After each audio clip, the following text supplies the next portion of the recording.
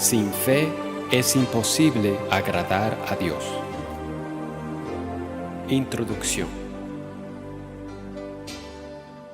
Jesús viene por su iglesia. ¿Hallará fe el Hijo del Hombre cuando regrese a la tierra? Esta pregunta hizo Jesús dentro del contexto de la parábola de la viuda y el juez injusto, y les refería a Jesús una parábola para enseñarles que ellos debían orar en todo tiempo y no desfallecer, diciendo: había en cierta ciudad un juez que ni temía a Dios ni respetaba a hombre alguno, y había en aquella ciudad una viuda, la cual venía a él constantemente diciendo: hazme justicia de mi adversario. Por algún tiempo él no quiso, pero después dijo para sí: aunque ni temo a Dios ni respeto a hombre alguno, sin embargo, porque esta viuda me molesta, le haré justicia, no sea que por venir continuamente me agote la paciencia. Y el Señor dijo: escuchad lo que dijo el juez injusto. ¿Y no hará Dios justicia a sus escogidos que claman a Él día y noche? ¿Se tardará mucho en responderles? Os digo que pronto les hará justicia. No obstante, cuando el Hijo del Hombre venga, ¿hallará fe en la tierra? Lucas capítulo 18, versículo del 1 al 8. ¿Será que nosotros, su iglesia, verdaderamente hemos creído todo lo que Jesús ha dicho? La Biblia dice que Dios, habiendo hablado muchas veces y de muchas maneras en otro tiempo a los padres por los profetas, en estos postreros días nos ha hablado por el Hijo, a quien constituyó heredero de todo, y por quien asimismo hizo el universo, el cual, siendo el resplandor de su gloria y la imagen misma de su sustancia, y quien sustenta todas las cosas con la palabra de su poder, habiendo efectuado la purificación de nuestros pecados por medio de sí mismo, se sentó a la diestra de la majestad en las alturas. Hebreos capítulo 1, versículos del 1 al 3. ¿Será que nosotros, su iglesia, hemos entendido el verdadero propósito de su primera venida?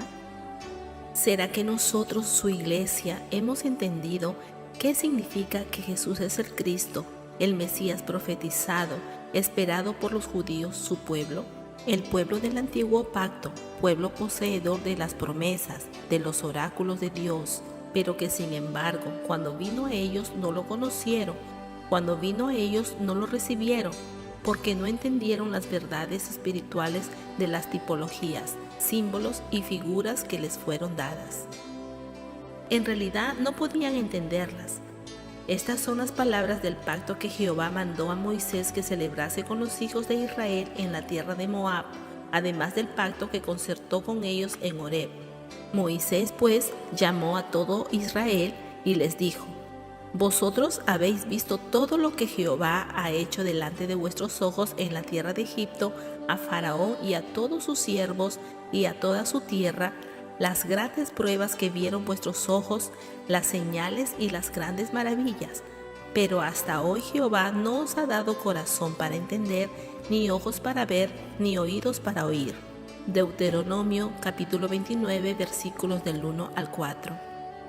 ¿Será que se repetirá la misma historia con nosotros, el pueblo del nuevo pacto? Pacto sellado no con sangre de animales, sino con la sangre del Cristo, del Mesías, del mismo Hijo de Dios. ¿La habremos hecho vana? ¿Seremos peor que el pueblo antiguo? ¿Tendremos en poco la ofrenda de su propia vida en lugar de la nuestra? Capítulo 1. Ver para creer. Dios dice: cree y podrás ver. Jesús le dijo: porque me has visto, Tomás, creíste. Bienaventurados los que no vieron y creyeron. Juan capítulo 20, versículo 29. Después de la muerte de Jesús, los discípulos estaban llenos de temor y asombro ante las cosas que tan rápidamente habían sucedido. Cuando llegó la noche del primer día de la semana, se habían reunido con puertas bien cerradas por miedo a los judíos, con el fin de reconsiderar todo lo que había acontecido. Pero repentinamente y para su sorpresa, aparece vivo ante ellos aquel que había muerto para salvarlos. Jesús había resucitado. Había sido verdad. Las mujeres se lo habían dicho, pero ellos no les habían creído. Debieron quedar atónitos, sin palabras, confundidos. Lo habían crucificado, estaba muerto y enterrado, pero ahora estaba vivo, y entre ellos había resucitado de entre los muertos. Jesús se revela a sí mismo como el que había sido crucificado, les anuncia la paz para sus corazones atribulados, los comisiona y sopla sobre ellos impartiéndoles así su aliento de vida, el Espíritu Santo. Cuando Jesús aparece, la atmósfera cambia, los corazones cambian, se disipan los temores, las dudas desaparecen. En aquel momento tuvo que haber un gran cambio en la forma de pensar de los discípulos. Estaban desalentados, pero ahora recobraron el aliento que a causa del temor habían perdido. Ya no había duda. Es verdad, Jesús está vivo, debieron haber pensado. Juan 20, versículo 24. Pero Tomás, uno de los 12, llamado Dídimo, no estaba con ellos cuando Jesús vino. No se nos da la razón del por qué Tomás no estaba, aunque debió haber sabido de esa reunión, pero como no había creído la historia sobre la resurrección de Jesús, posiblemente había perdido toda esperanza, estaba confundido y no asistió. Al no ir a la reunión, se perdió la bendición de lo que había pasado y continuaba incrédulo. Cuando los discípulos le dijeron, versículo 25, le dijeron pues los otros discípulos, al Señor hemos visto. Él les dijo, si no viera en sus manos la señal de los clavos, y metiere mi dedo en el lugar de los clavos, y metiere mi mano en su costado, no creeré. Su corazón estaba endurecido contra la verdad de la resurrección. Tomás dijo, no creeré. Esta afirmación revela lo que había en su corazón. Estaba dispuesto a caminar por vista y no por fe. Pero su declaración no iba a anular la fe de Dios. Cree y verás. La fe de Dios no es lo mismo que la fe en Dios. Como de igual manera dice en el libro de Apocalipsis en la conclusión del mensaje de los 3 ángeles. Aquí está la paciencia de los santos, los que guardan los mandamientos de Dios y la fe de Jesús. Apocalipsis 14, 12. La fe de Jesús, esta es la fe que poseerá el pueblo de Dios al final de la historia, la fe que poseía Jesús en su ministerio terrenal. No es lo mismo decir la fe en Jesús que decir la fe de Jesús. Decimos con frecuencia, yo tengo mucha fe en Jesús o en Dios, pero es necesario que nos preguntemos, ¿cuál fe? Decimos tener fe en Jesús cuando en realidad es solo credulidad, un creer en la mente basado en un conocimiento intelectual. Esta fe proviene de nosotros mismos. Pero cuando hablamos de la fe de Jesús, esta es la fe que nos es impartida basada en una revelación del Espíritu Santo a nuestro espíritu renacido. Esta fe no proviene de nosotros, sino de Dios. Romanos 10, 17. Así que la fe es por el oír y el oír por la palabra de Dios. Jesús es el autor y consumador de la fe. Puesto los ojos en Jesús, el autor y consumador de la fe, el cual por el gozo puesto delante de él sufrió la cruz, menospreciando el oprobio, y se sentó a la diestra del trono de Dios. Hebreos 12:2. A causa de su actitud, Tomás solo obtuvo tristeza, pero aún a pesar de no haber creído, no se perdió la siguiente reunión de los discípulos. Versículo 26. 8 días después estaban otra vez sus discípulos dentro y con ellos Tomás. Llegó Jesús, estando las puertas cerradas, y se puso en medio y les dijo, paz a vosotros. Versículo 27. Luego dijo a Tomás, pon aquí tu dedo y mira mis manos, y acerca tu mano y métela en mi costado, y no seas incrédulo, sino creyente. Versículo 28. Entonces Tomás respondió y le dijo, Señor mío y Dios mío. Versículo 29. Jesús le dijo, porque me has visto, Tomás, creíste. Bienaventurados los que no vieron y creyeron. Esta fe que proviene de Dios no se originó hace aproximadamente 2000 años. Esta fe se originó en el Edén. Génesis 1:1. En el principio creó Dios los cielos y la tierra. ¿Cómo sabemos que en el principio creó Dios los cielos y la tierra? ¿Cómo podemos estar seguros? Las Escrituras dicen: por la fe entendemos haber sido constituido el universo por la palabra de Dios, de modo que lo que se ve fue hecho de lo que no se veía. Hebreos 11:3. ¿Y cómo podemos estar seguros que podemos creer a las Escrituras? Es que si no creyéramos a las Escrituras, tampoco podríamos creer en Dios, porque la mayor autoridad sobre la existencia de Dios la tienen las Sagradas Escrituras, donde Él mismo nos da testimonio de su existencia. Las Sagradas Escrituras comienzan con el libro de Génesis, que significa el comienzo. El libro de Génesis se inicia con la historia de la creación. La historia de la creación nos da a conocer la existencia de Dios. Las Escrituras no argumentan ni tratan de demostrar la existencia de Dios. Las Escrituras declaran autoritativamente la verdad absoluta de la existencia eterna de Dios. Las Escrituras tampoco argumentan ni tratan de demostrar que los cielos y la tierra tienen un creador, sino que las Escrituras con su misma autoridad declaran otra verdad absoluta, que Dios creó los cielos y la tierra, y todo cuanto en ellos hay. La veracidad de las Escrituras queda demostrada día a día a través de las noticias que escuchamos. En ellas podemos ver su cumplimiento. La Biblia es el único libro que contiene verdades absolutas que quedan demostradas. Es el único libro que dice que su autor es Dios, y es el único libro que dice que su autor vive. Todos los demás libros de autores fundadores de religiones contienen verdades relativas. Sus autores han sido y serán siempre simples hombres, y los que hasta hoy conocemos están muertos. Hoy tenemos la Biblia, que es la palabra escrita de Dios, y a Jesucristo, quien es la palabra viva de Dios.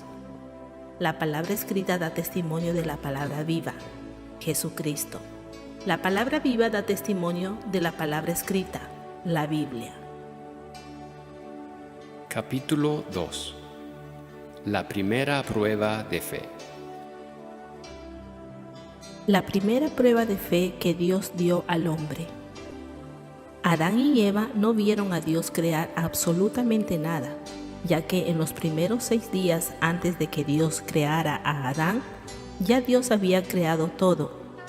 Y cuando Dios creó a Eva, Adán estaba dormido, así es que Adán no vio la creación de Eva tampoco.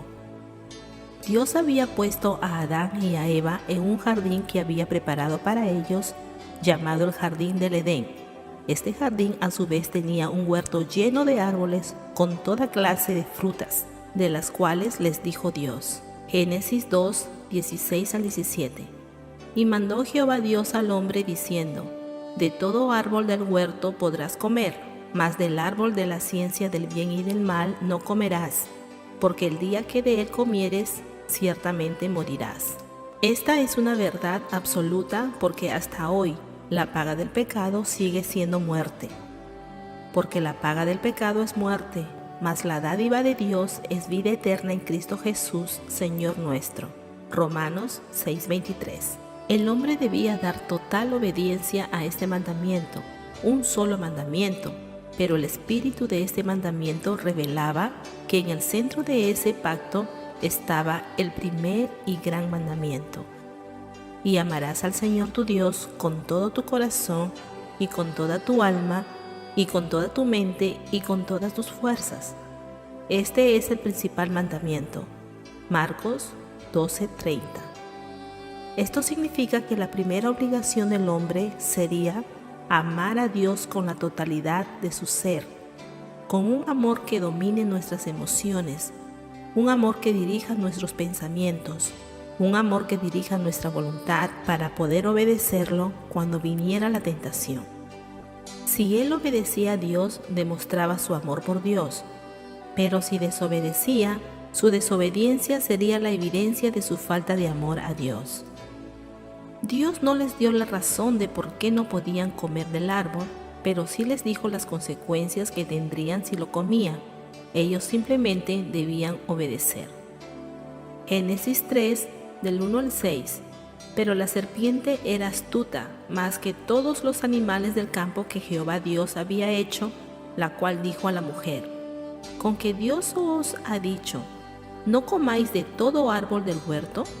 Y la mujer respondió a la serpiente: del fruto de los árboles del huerto podemos comer, pero del fruto del árbol que está en medio del huerto dijo Dios: no comeráis de él, ni le tocaréis, para que no muráis.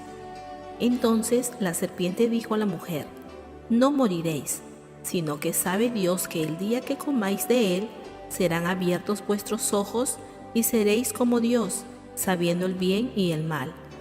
Y vio la mujer que el árbol era bueno para comer y que era agradable a los ojos y árbol codiciable para alcanzar la sabiduría, y tomó de su fruto y comió, y dio también a su marido, el cual comió así como ella.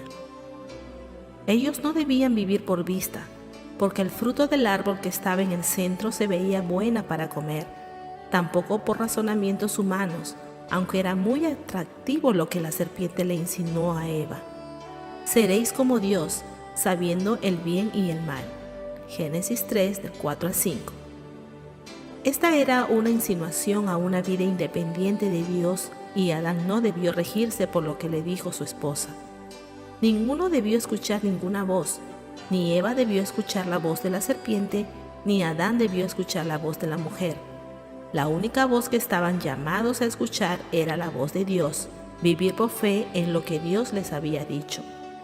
Cuando Adán y Eva desobedecieron, sufrieron las consecuencias de su desobediencia. Al instante murieron espiritualmente y comenzó el proceso del deterioro del cuerpo y de la muerte física. Podemos ver que desde un principio Dios estableció que el hombre viviría por fe y solo por fe en su palabra. Capítulo 3. ¿Qué es fe? ¿Qué es fe? Hebreos 11:1. Es pues la fe la certeza de lo que se espera, la convicción de lo que no se ve. En este versículo encontramos dos palabras muy importantes: certeza y convicción.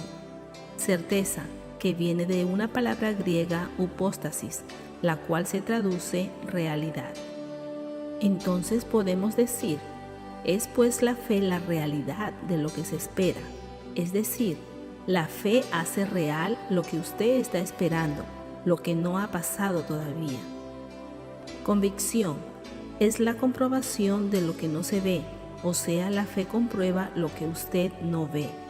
La convicción lo convence que recibirá lo que usted aún no ve. La fe siempre actúa en base a lo que Dios dice en su palabra. La palabra de Dios, la Biblia y el Espíritu Santo están íntimamente relacionados. La certeza nos la da la palabra de Dios. La convicción nos la da el Espíritu Santo, quien la inspiró. Si Dios dice que Él bendice al dador alegre, entonces es verdad que Dios bendice el dador alegre. Pero para ver la bendición de Dios en cualquier área de tu vida, primero tienes que creerle a Dios. Y cuando le crees, entonces pones en práctica lo que Dios dice en su palabra. Isaías 55, 10 y 11. Porque como desciende de los cielos la lluvia y la nieve, y no vuelve allá, sino que riega la tierra y la hace germinar y producir, y da semilla al que siembra y pan al que come, así será mi palabra que sale de mi boca. No volverá a mí vacía, sino que hará lo que yo quiero y será prosperada en aquello para que la envié. Tener fe es creer lo que Dios dice. Su palabra siempre se cumplirá. La fe es activa, viva, dinámica, siempre produce obra. Por eso el apóstol Santiago dice, Santiago 2, 17 al 26, así también la fe, si no tiene obras, es muerta en sí misma. Pero alguno dirá, tú tienes fe y yo tengo obras. Muéstrame tu fe sin tus obras y yo te mostraré mi fe por mis obras. Tú crees que Dios es uno, bien haces. También los demonios creen y tiemblan. ¿Mas quieres saber, hombre vano, que la fe sin obras es muerta? ¿No fue justificado por las obras Abraham nuestro padre cuando ofreció a su hijo Isaac sobre el altar? ¿No ves que la fe actuó juntamente con sus obras y que la fe se perfeccionó por las obras? Y se cumplió la escritura que dice, Abraham creyó a Dios y le fue contado por justicia y fue llamado amigo de Dios. Vosotros veis, pues, que el hombre es justificado por las obras, y no solamente por la fe. Asimismo también Rahab, la ramera, no fue justificada por obras cuando recibió a los mensajeros y los envió por otro camino, porque como el cuerpo sin espíritu está muerto, así también la fe sin obras está muerta. Rahab, una mujer cananea, no hebrea, y hasta ramera, y no solo es elogiada por el escritor de los Hebreos, 11:31, como el apóstol Santiago 2:25, sino que se encuentra en la genealogía de Jesús.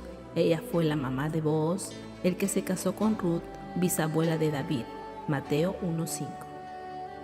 Después de la muerte de Moisés, Dios comisiona a Josué a introducir al pueblo de Israel a la tierra prometida, y Jericó sería la primera de las ciudades que habrían de conquistar. Jericó se consideraba una ciudad inconquistable, estando protegida por los dioses paganos de los cananeos. Además, los muros que la rodeaban podían tener hasta 9 metros de altura y 6 metros de grosor. Dice la palabra de Dios que lo primero que hizo Josué fue enviar 2 espías a la ciudad. Estos se hospedaron en casa de una ramera llamada Rahab, debido a que era un lugar donde un extraño se podía hospedar sin despertar sospechas. Esta mujer mintió a las autoridades escondiéndolos cuando los fueron a buscar. Los habitantes de Jericó habían oído de las victorias del Dios de Israel a favor de su pueblo, y sus corazones solo se llenaron de temor e hicieron cerrar todas las entradas de la ciudad, y nadie entraba ni salía. En cambio, Rahab temió a Dios, pero fue inteligente, porque comprendió que si ese Dios que hizo por su pueblo todo lo que ella y los habitantes de Jericó habían escuchado y creído por el temor demostrado, entonces claro que sería capaz de cumplir todas las promesas que faltaban por cumplir, entre ellas la toma de Jericó, por lo cual Josué 2, 8-11. Antes que ellos se durmiesen, ella subió al terrado y les dijo: sé que Jehová os ha dado esta tierra, porque el temor de vosotros ha caído sobre nosotros, y todos los moradores del país ya han desmayado por causa de vosotros. Porque hemos oído que Jehová hizo secar las aguas del mar Rojo delante de vosotros cuando salisteis de Egipto, y lo que habéis hecho a los 2 reyes de los amorreos que estaban al otro lado del Jordán, a Sehón y a Og, a los cuales habéis destruido. Oyendo esto, ha desmayado nuestro corazón, ni ha quedado más aliento en hombre alguno por causa de vosotros, porque Jehová vuestro Dios es Dios arriba en los cielos y abajo en la tierra. Ella abandonó los dioses de Canaán y estuvo dispuesta a confiar en Jehová aún a costa de su vida, y por fe se unió a Israel y a su Dios. La historia de la humanidad nos demuestra que todo cuanto Dios ha dicho se ha cumplido y se sigue cumpliendo. Es pues la fe la certeza de lo que se espera, la convicción de lo que no se ve. De lo que se espera, nos habla de esperanza. La fe siempre va acompañada de una esperanza, es decir, que cuando usted tiene fe en lo que Dios dice, usted espera que se va a cumplir. Romanos 8, 24 y 25. Porque en esperanza fuimos salvos, pero la esperanza que se ve no es esperanza, porque lo que alguno ve, ¿a qué esperarlo? Pero si esperamos lo que no vemos, con paciencia lo aguardamos. Primero, creemos que fuimos completamente salvos, espíritu, alma y cuerpo, cuando creímos en Jesucristo. Amén. ¿Se ha cumplido ya totalmente nuestra salvación? No. ¿Por qué? Porque aún esperamos la redención de nuestro cuerpo. ¿Creemos que la recibiremos? Amén. ¿Por qué lo creemos? Porque Dios lo prometió en su palabra. Segundo, ¿creemos que Cristo está con nosotros? Amén. ¿Lo estamos viendo físicamente? No. ¿Por qué lo creemos? Porque Él lo prometió cuando dijo: y he aquí yo estoy con vosotros todos los días hasta el fin del mundo. Amén. Mateo 28, 20. Tercero, ¿creemos que Cristo vuelve otra vez? Amén. ¿Por qué lo creemos? Porque Él lo prometió. ¿Lo estamos esperando? Amén. ¿Quiénes lo esperan? Yo lo espero. ¿Y usted? ¿Cuándo lo esperamos? Ya. Y de esta misma manera que hemos creído estas promesas, Debemos creer todo cuanto salga de la boca de Dios. Capítulo 4. El primer testimonio de fe, Abel. Es pues la fe la certeza de lo que se espera, la convicción de lo que no se ve, porque por ella alcanzaron buen testimonio los antiguos. Por la fe entendemos haber sido constituido el universo por la palabra de Dios, de modo que lo que se ve fue hecho de lo que no se veía. Por la fe Abel ofreció a Dios más excelente sacrificio que Caín, por lo cual alcanzó testimonio de que era justo, dando Dios testimonio de sus ofrendas, y muerto aún habla por ella. Hebreos 11, del 1 al 4. Hemos visto anteriormente que la fe en su sentido evangélico más amplio hace grandes cosas para nosotros.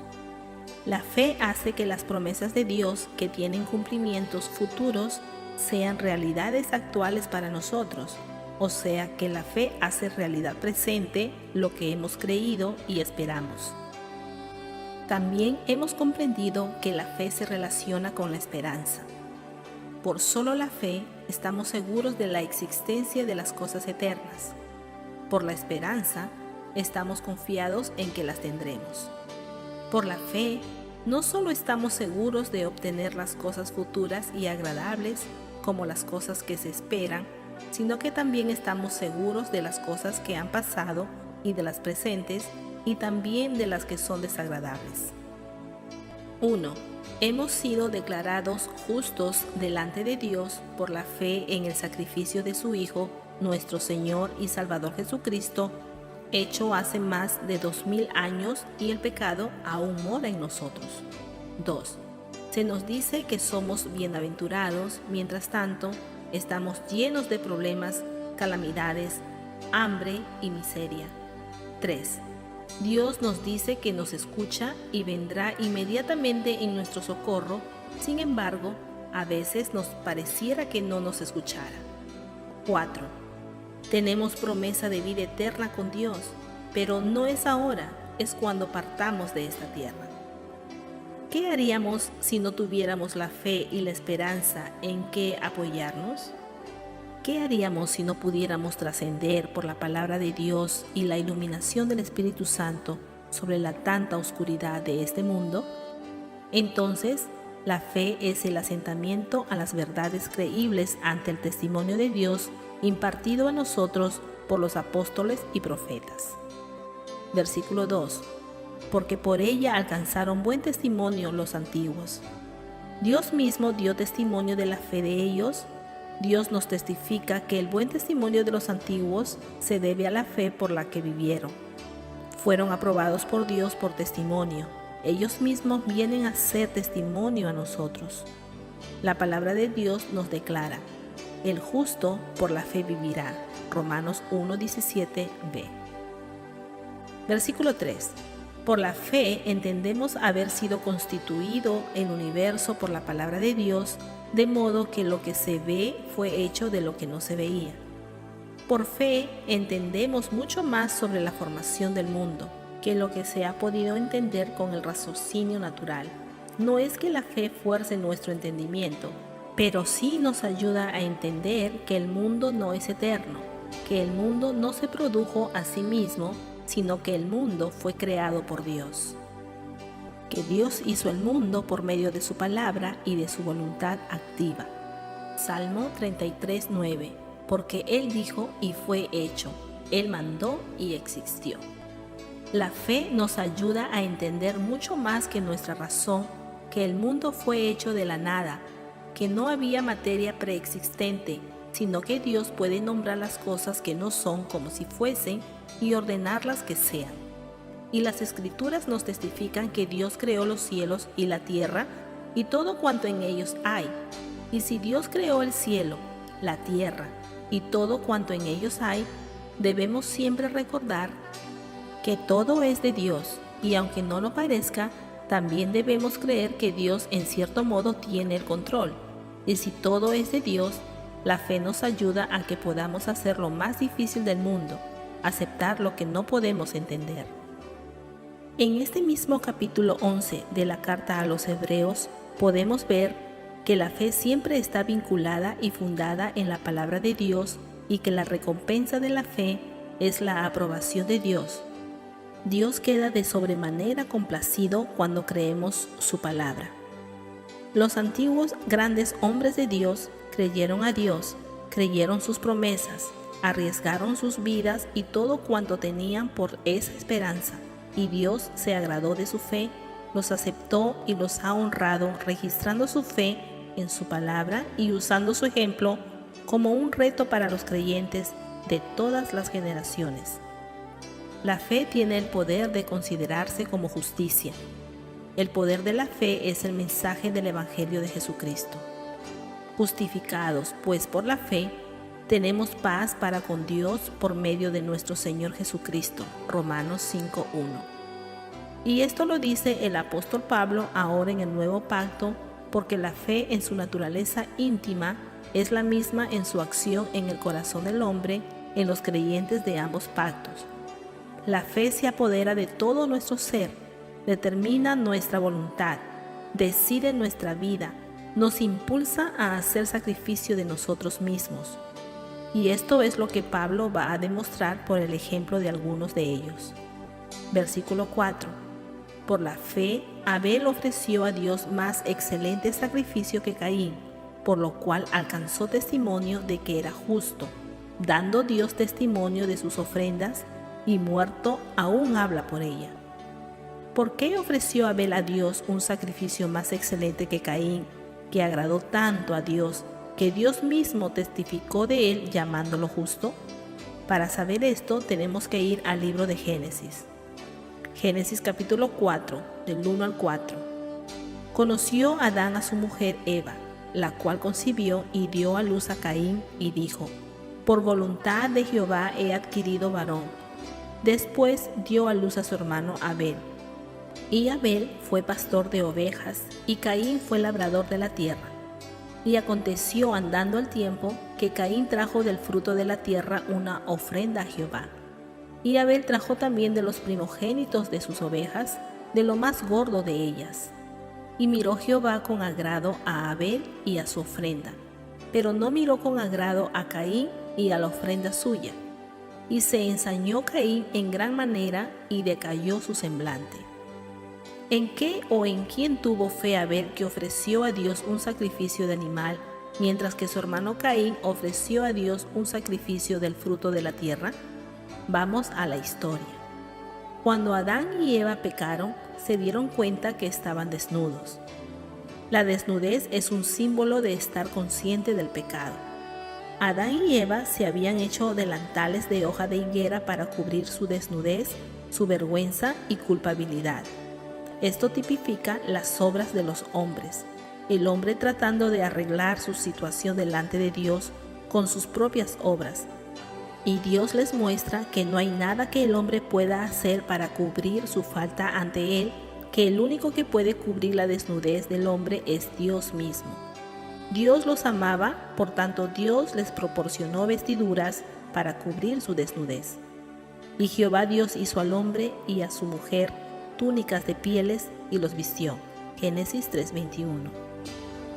Y para Dios vestir a Adán y a Eva con túnicas de pieles y cubrir su desnudez, fue necesario sacrificar la vida de dos animales, señalando así que el pecado debía cubrirse por el derramamiento de sangre. Adán y Eva asimilaron esta realidad mientras presenciaban el sacrificio. Recuerde, Adán y Eva habían sido creados perfectos en inteligencia, en capacidad de razonar, aprender, asimilar y pensar las cosas. Acababan de pecar, sus mentes y sus cuerpos no se degradaron completamente en ese mismo instante.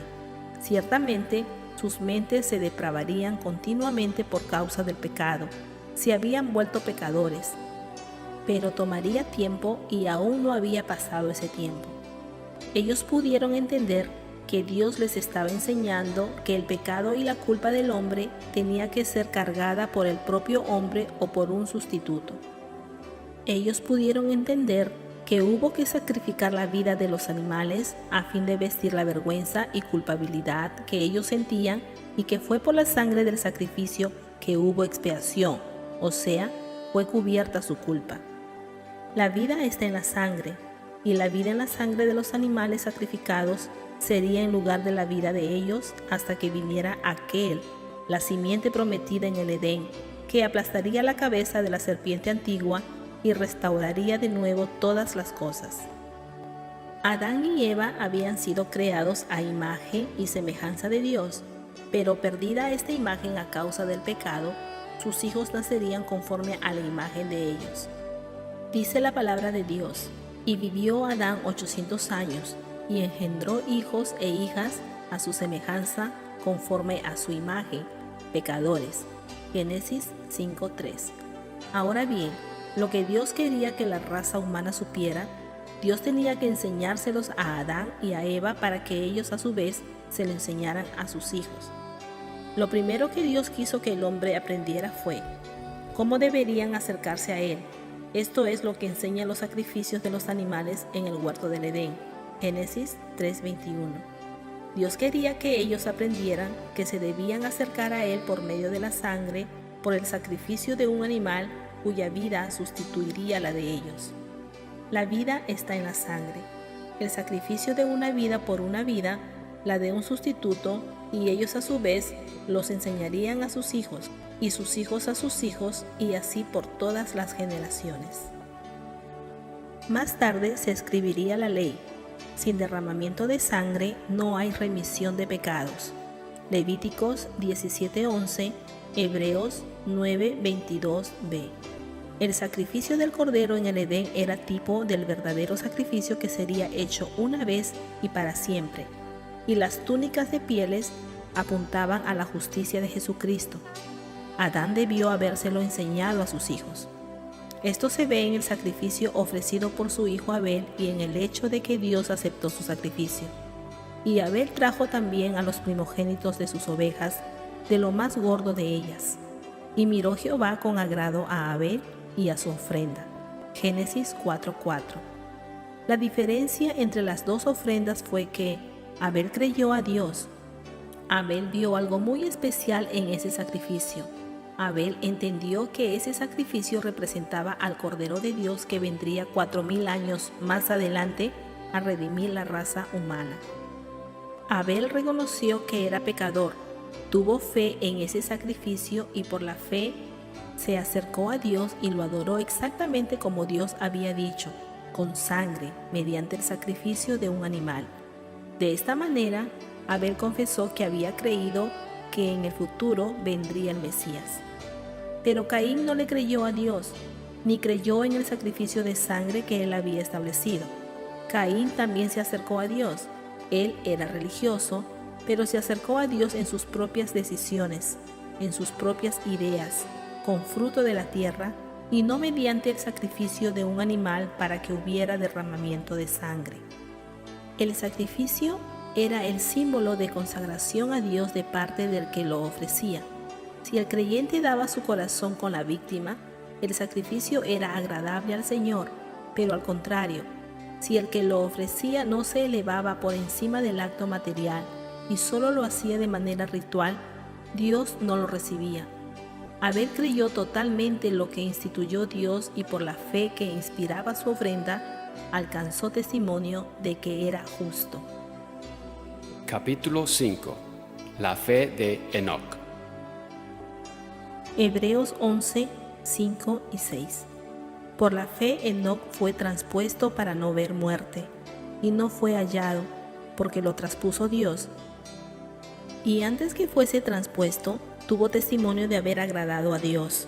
Pero sin fe es imposible agradar a Dios, porque es necesario que el que se acerca a Dios crea que le hay, y que es galardonador de los que le buscan. Trasponer, poner a alguien o algo más allá, en lugar diferente del que ocupaba. Hacer salir de un lugar o país a personas arraigadas en él para asentarlas en otro.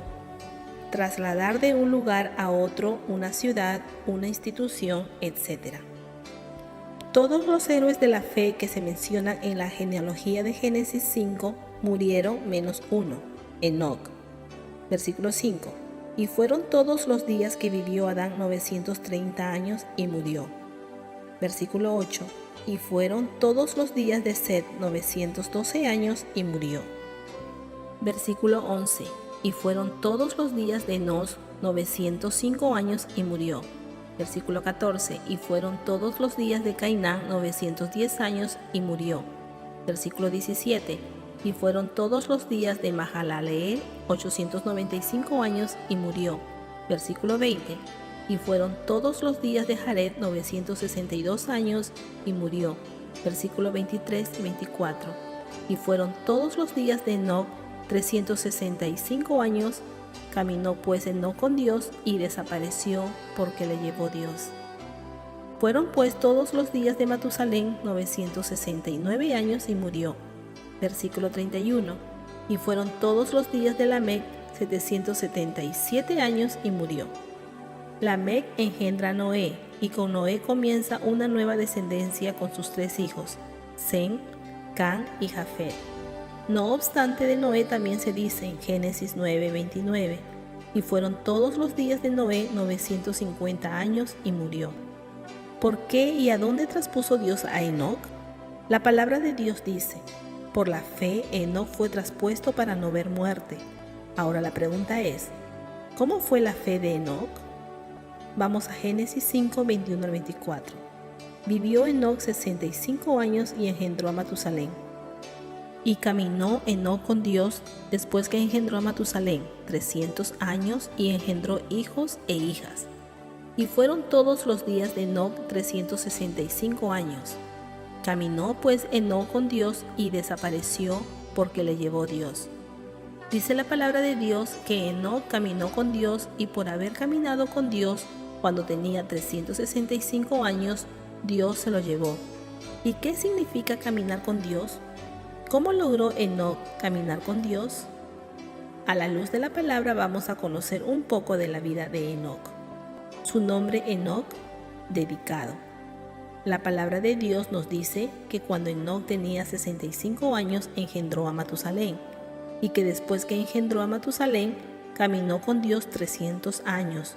Así es que Enoc vivió por todo 365 años. 1. Para Enoc caminar con Dios por 300 años, Enoc tuvo que deleitarse en gran manera en la compañía de Dios. Debe ser bien difícil el permanecer al lado de una persona con un carácter desagradable y que te hace sentir incómodo. Debe ser muy difícil caminar al lado de una persona que nos desagrada. Esto es algo que no podríamos soportar por mucho tiempo. Y la Biblia dice que Enoc caminó con Dios por 300 años. Es obvio que Enoc no se aburría con Dios. Enoc debió experimentar lo que dice David en su salmo: me mostrarás la senda de la vida, en tu presencia hay plenitud de gozo, delicias a tu diestra para siempre. Salmo 16:11. Aunque Enoc no conoció los salmos. De esto podemos aprender que nunca podremos caminar con Dios a menos que Dios sea nuestra primera y mayor satisfacción. Y para que Dios sea nuestra primera y mayor satisfacción, tenemos que conocer a Dios por experiencia propia. 2. Para Enoc caminar con Dios, tuvo que determinar caminar por el camino que Dios le había trazado. Es imposible caminar con alguien por mucho tiempo a menos que nos pongamos de acuerdo en el camino que vamos a andar y en el propósito que queremos alcanzar. El profeta Amós dijo, Amós 3:3, ¿andarán dos juntos si no estuvieren de acuerdo? Es claro que Enoc tomó la decisión de andar en los caminos de Dios. Nosotros no sabemos qué tanto conocimiento de la voluntad de Dios tenían los patriarcas que vivieron antes del diluvio, pero de algo sí podemos estar completamente seguros. Esa voluntad revelada marcó el camino de la vida de Enoc por 300 años. 3. Para Enoc caminar con Dios, tuvo que procurar hacer todo aquello que lo acercara a Dios y evitar todo aquello que pudiera alejarlo de Él por 300 años. Por seguro que Enoc tuvo que luchar por no seguir intereses que fueran contrarios a los intereses de Dios. Enoc tuvo que compartir intereses comunes con Dios. De esto aprendemos que si nosotros queremos caminar con Dios, tenemos que luchar con la tentación de buscar placeres que sean en contra de la voluntad e intereses de Dios. Después que Enoc engendró a Matusalén, conoció a Dios y no quiso apartarse de él. Enoc abrazó y mantuvo el compromiso de cultivar su amistad con Dios. Por 300 años Enoc se mantuvo abriéndole su corazón a Dios, contándole sus inquietudes, sus temores, sus frustraciones, lo que no comprendía. También le compartía sus alegrías, su agradecimiento por lo que había hecho con él. Dios también le confió a Enoc las cosas que pensaba. Judas dice de Enoc que fue pregonero de justicia, o sea que llamaba a las generaciones de su tiempo al arrepentimiento. Dios tuvo que haberle hablado sobre el juicio que venía, el diluvio, pues el nombre del hijo de Enoc, Matusalén, significa cuando muera vendrá. Cuando él muera vendrá envío de agua. Pero no solo le habló Dios del juicio de su tiempo, también le habló Dios del juicio en la segunda venida de Jesucristo, siendo esta la primera referencia a su segunda venida en las Escrituras. Judas 1, 14 y 15. De estos también profetizó Enoc, séptimo desde Adán, diciendo: He aquí vino el Señor con sus santas decenas de millares para hacer juicio contra todos los que han vivido en el mundo, y dejar convictos a todos los impíos de todas sus obras impías que han hecho impíamente, y de todas las cosas duras que los pecadores impíos han hablado contra él. De esto aprendemos que lo que en verdad hace que la vida valga la pena es tener algo que cautive tus emociones y comparta tu lealtad. Quizás podamos pensar que aquellos tiempos son muy distintos a los de hoy, que hoy es muy difícil ser cristianos, que Enoc vivió en una época muy diferente porque en ese tiempo no había televisión, ni teléfono, ni internet, ni Facebook, etc. Que Enoc no tuvo que enfrentar toda la presión que hoy tenemos en estos tiempos modernos y tan adelantados. Vamos a hacer una pequeña comparación entre los tiempos de Enoc y los nuestros, a ver quién tiene más ventaja. Enoc caminó con Dios en una época en que, relativamente hablando, había muy poca luz y muy poca revelación. Enoc no tenía una Biblia. Enoc no tenía un Pentateuco para conocer con más precisión la ley de Dios. Enoc no tenía el libro de los Salmos para aprender a derramar su alma en adoración delante de Dios. Enoc no tenía el libro de los profetas para conocer las gloriosas promesas que vendrían.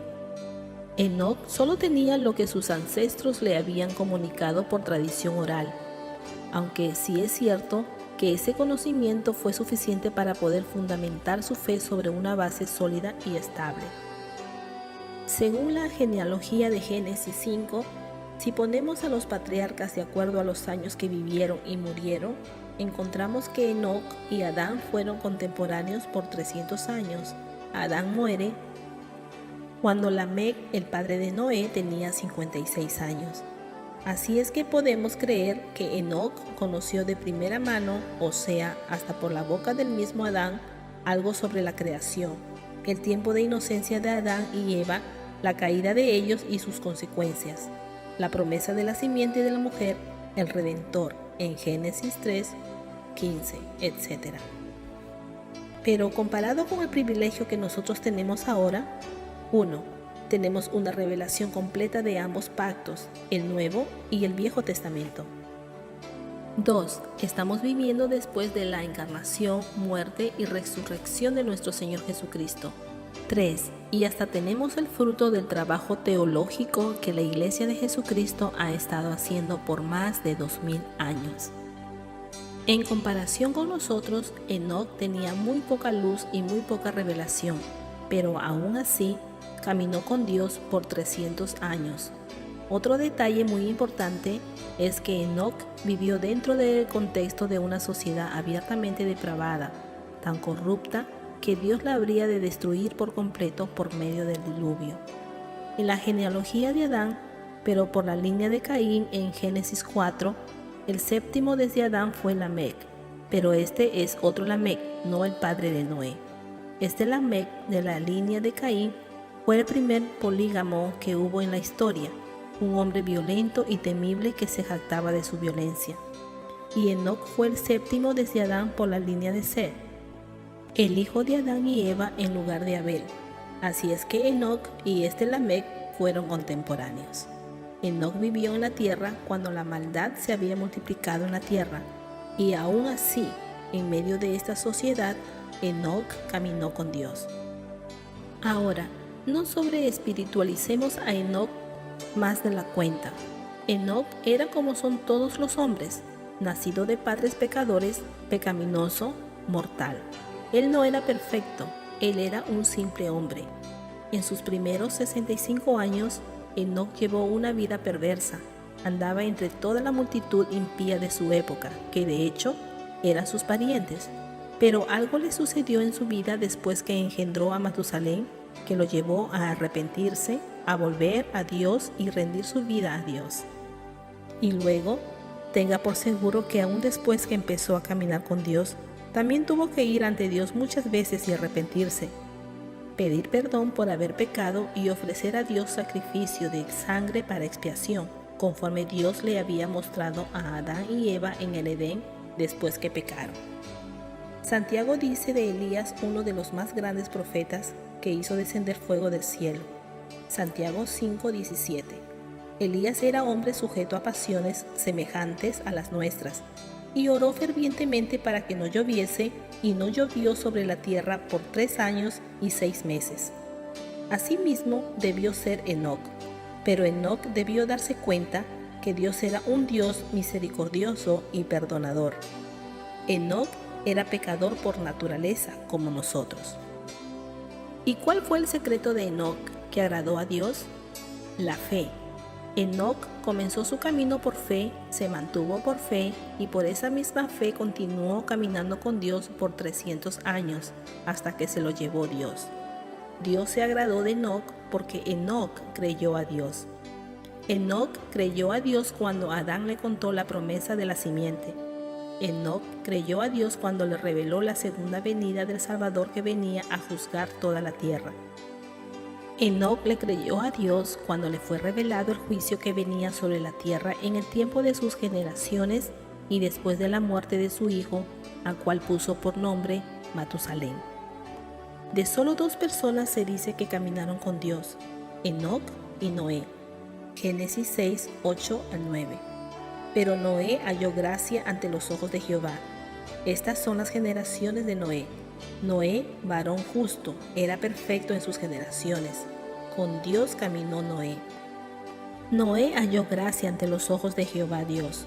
Fue por gracia y no por obras. Y ambos están en la lista de los héroes de la fe de Hebreos 11.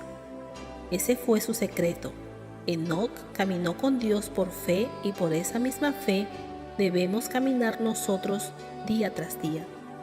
De ahí aprendemos nosotros que sí podemos caminar con Dios a pesar de las presiones, de la maldad, etc. La gracia que sostuvo a Enoc nos puede sostener a nosotros en cualquier lugar y en cualquier situación. Cuando el diablo te susurre, no podrás, eres demasiado débil. No le discutas porque es verdad. Somos demasiados débiles, pero nuestro Dios es todopoderoso y a final de cuentas, nuestra salvación depende solamente de Él.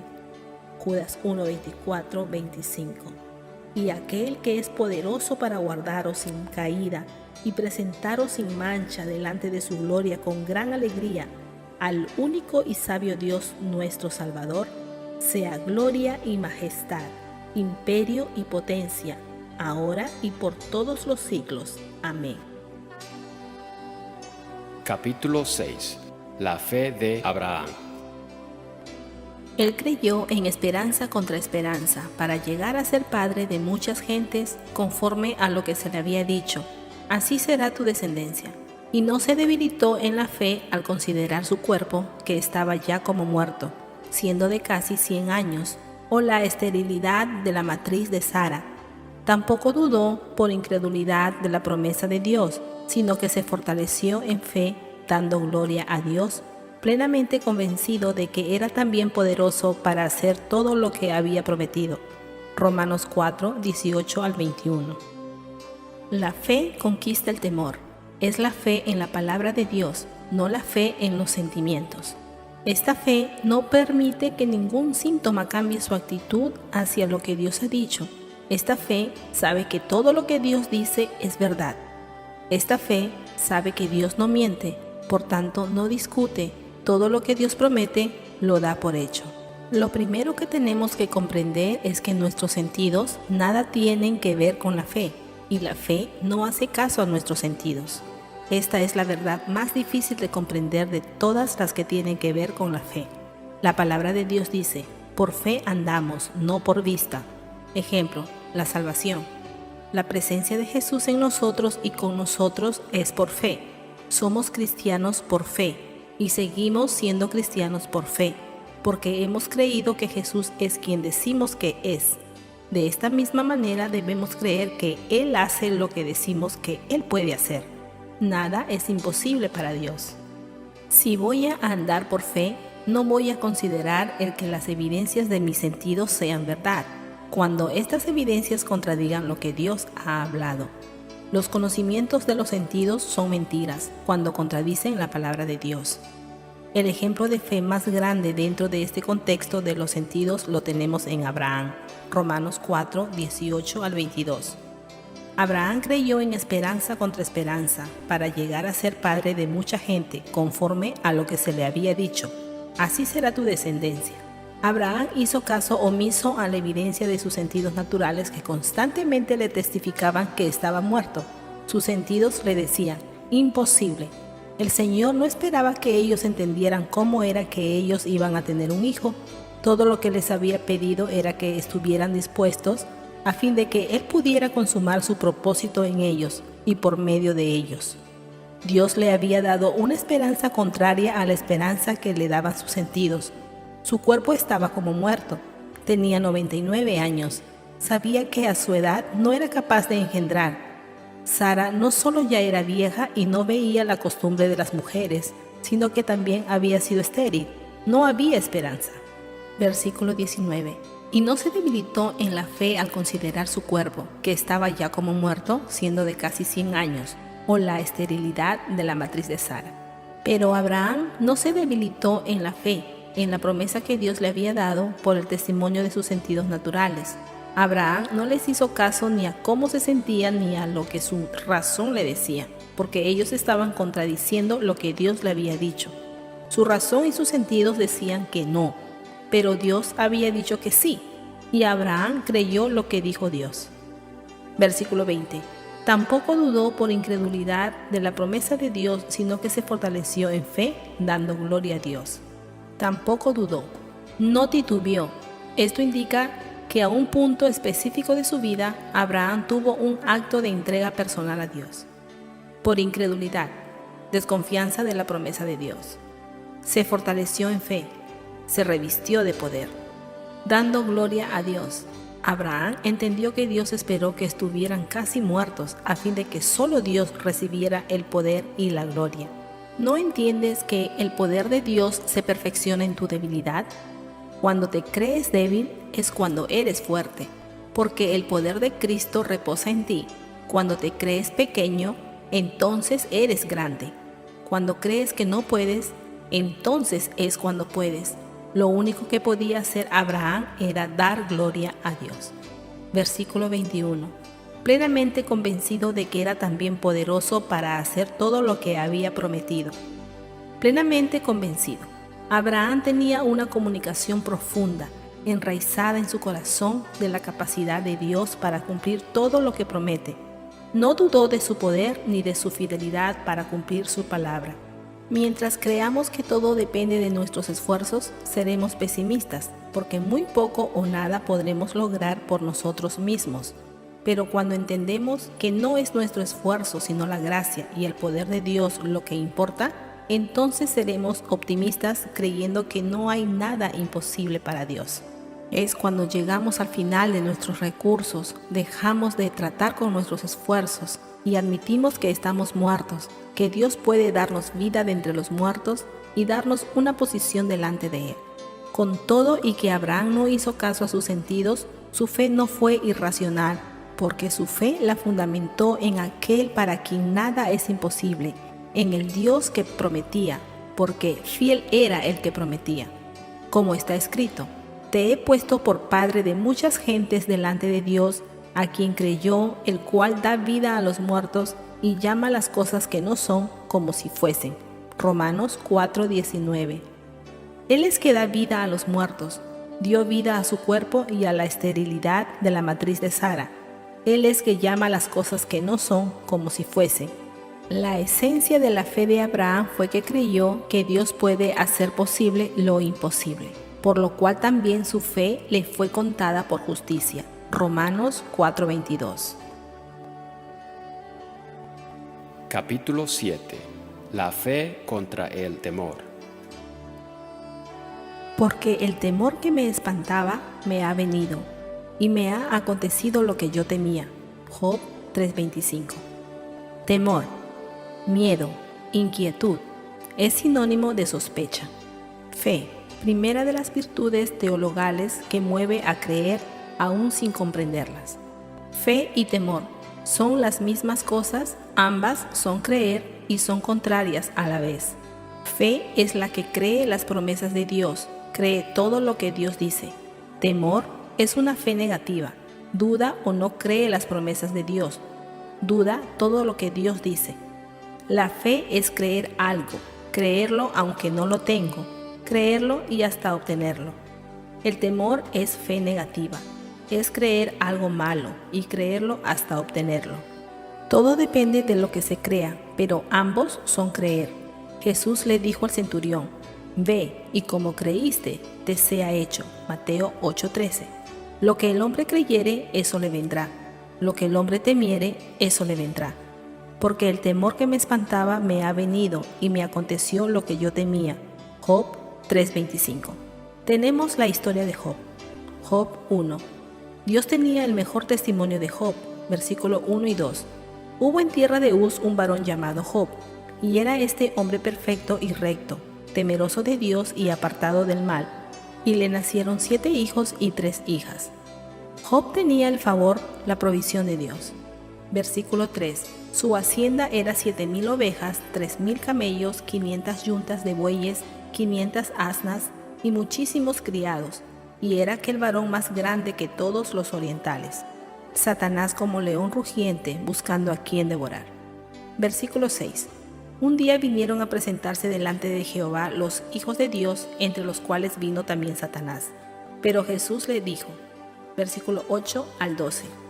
Y Jehová dijo a Satanás, ¿no has considerado a mi siervo Job, que no hay otro como él en la tierra, varón perfecto y recto, temeroso de Dios y apartado del mal?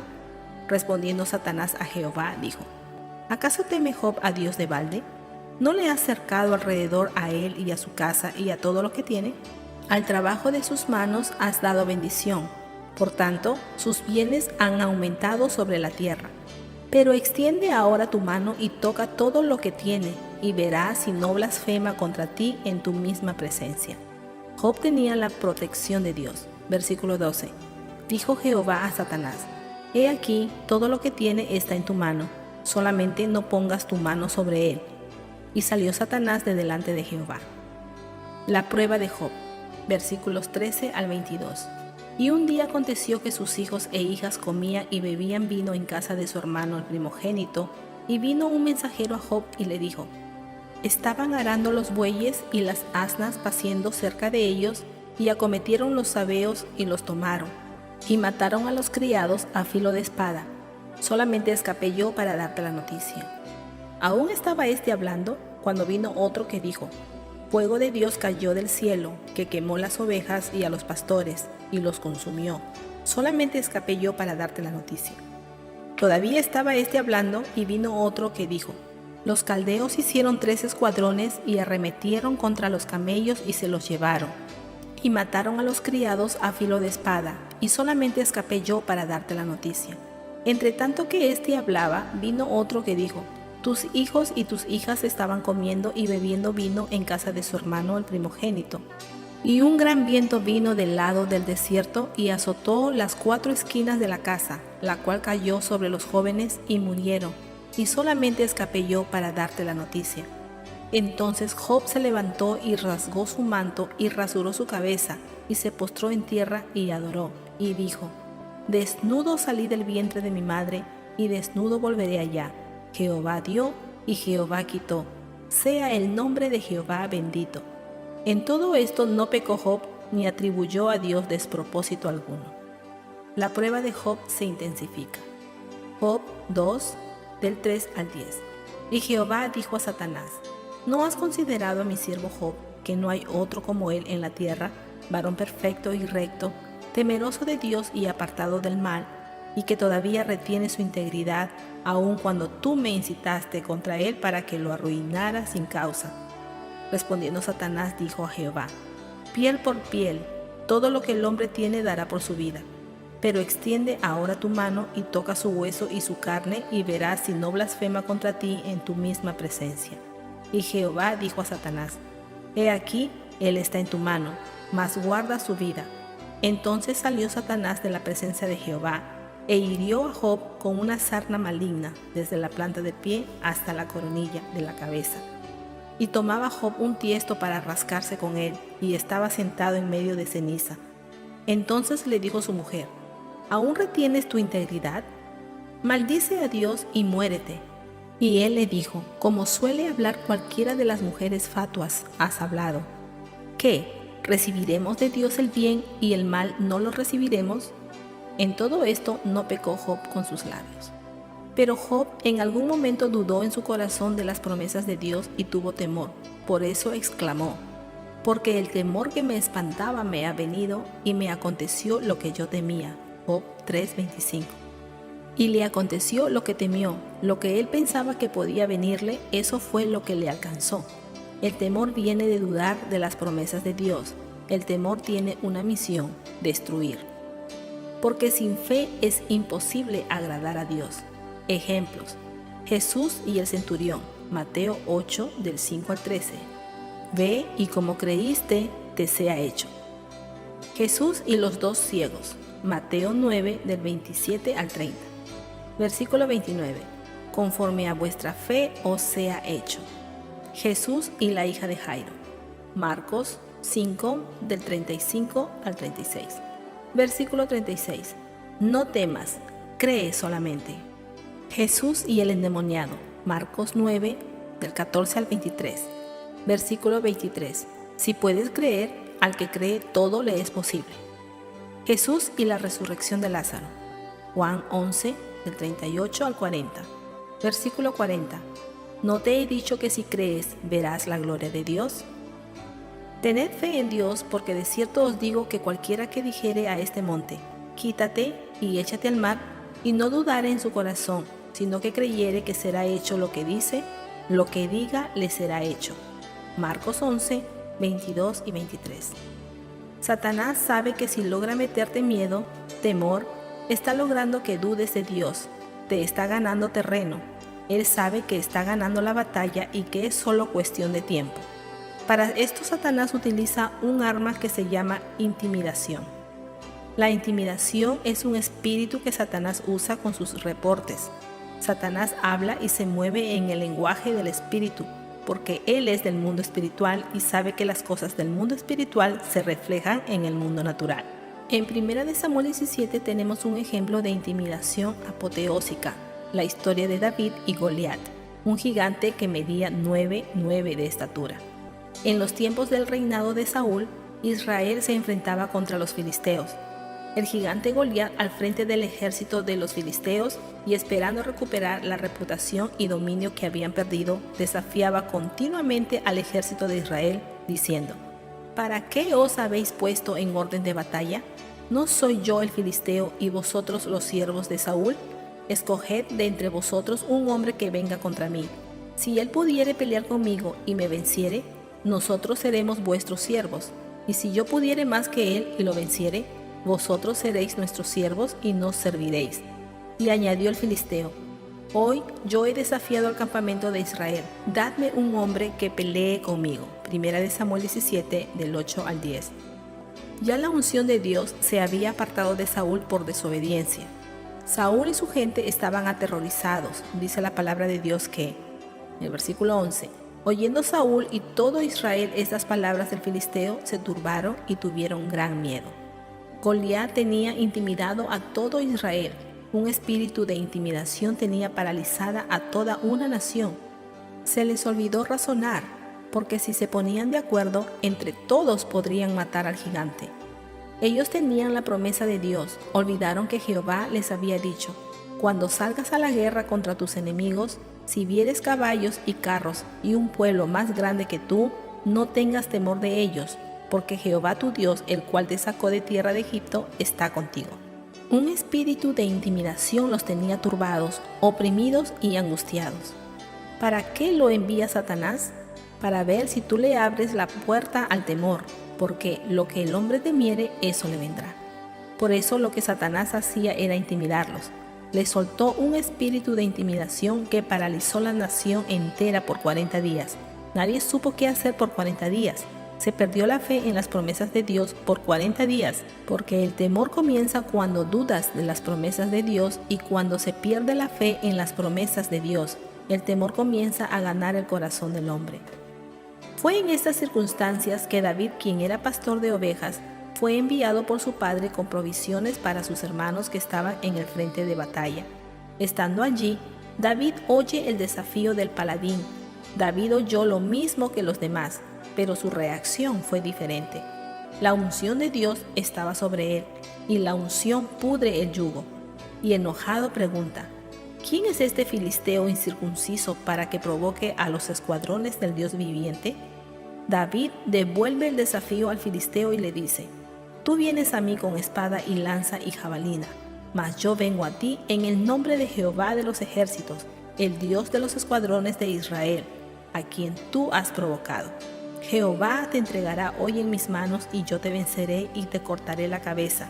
Y daré hoy los cuerpos de los filisteos a las aves del cielo y a las bestias de la tierra, y toda la tierra sabrá que hay Dios en Israel. Y sabrá esta congregación que Jehová nos salva con espada y con lanza, porque de Jehová es la batalla, y Él los entregará en nuestras manos. Versículo 45 al 47. David muestra su dependencia totalmente en Dios. Se acercan el uno al otro y David le lanza una piedra con la honda que hiere al gigante en la frente. Lo mata y le corta la cabeza con su propia espada. Goliat confió en su estatura, en su fuerza y en su espada. David confió en el nombre de Jehová. Goliat, un gigante del Antiguo Testamento, pero ahora en el Nuevo Pacto también siguen existiendo los gigantes. Y nuestra lucha, dice la palabra de Dios, no es contra sangre ni carne, sino contra principados, potestades, huestes espirituales de maldad. Hoy tenemos diversos Goliat. Son muchos los gigantes que se levantan contra la iglesia del Señor para destruirla, pero Jesús declaró diciendo: las puertas del infierno no prevalecerán contra ella. Mateo 16, 18. ¿Cómo venceré el espíritu de intimidación? No temas, solamente cree. Cuando nos sorprende un problema, una crisis, una pérdida como lo sorprendió Goliat, exageramos su poder, lo vemos como un invencible y nos hacemos hasta impotentes. Pero Dios nos dice hoy: no temas, solamente cree. La espada del Espíritu, no temas. El escudo de la fe, solamente cree. Capítulo 8. La fe que conquista el temor. La toma de Jericó. Josué capítulo 1, del 1 al 2 y del 5 al 9. Aconteció después de la muerte de Moisés, siervo de Jehová, que Jehová habló a Josué, hijo de Nun, servidor de Moisés, diciendo: mi siervo Moisés ha muerto. Ahora pues, levántate y pasa este Jordán, tú y todo este pueblo, a la tierra que yo les doy a los hijos de Israel. Josué 1, del 5 al 9. Nadie te podrá hacer frente en todos los días de tu vida.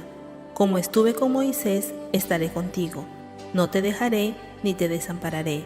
Esfuérzate y sé valiente, porque tú repartirás a este pueblo por heredad la tierra de la cual juré a sus padres que le daría a ellos. Solamente esfuérzate y sé muy valiente para cuidar de hacer conforme a toda la ley que mi siervo Moisés te mandó. No te apartes de ella ni a diestra ni a siniestra, para que seas prosperado en todas las cosas que emprendas. Nunca se apartará de tu boca este libro de la ley, sino que de día y de noche meditarás en él, para que guardes y hagas conforme a todo lo que en él está escrito, porque entonces harás prosperar tu camino y todo te saldrá bien. Mira que te mando que te esfuerces y seas valiente. No temas ni desmayes, porque Jehová tu Dios estará contigo en donde quiera que vayas. Josué 1, del 5 al 9. Josué capítulo 2. Como vimos anteriormente en la página 21-22, Josué envió los 2 espías, quienes se hospedaron en la casa de la prostituta Rahab, la cual mintió para que no fueran descubiertos por las autoridades. La fe de Rahab es elogiada, Hebreos 11:31 y Santiago 2:25. No porque la Biblia apruebe las mentiras dichas, aun sean para proteger a los siervos de Dios, sino porque actuó contrariamente al resto de los habitantes de Jericó y les dijo a los espías: sé que Jehová os ha dado esta tierra, Josué 2:9.